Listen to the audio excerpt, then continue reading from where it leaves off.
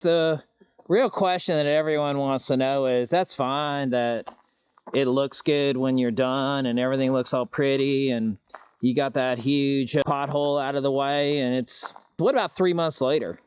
This is what we're looking at now. This is about 3 months later, and you can see that the big pothole that was right here, huge one, is about 10 feet in size, is still not there. No signs of it.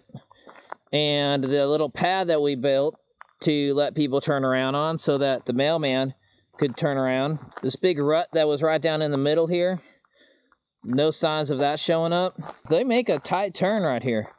There's probably a good 3-foot drop from this area right here to this area down here, and they're coming right up in here and turning around. You can see all their tracks.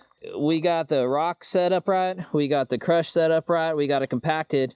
You can see that it's handling it great. So we're thankful for that, and I know our customers are thankful for it, and that's why they have us back today to do some more work.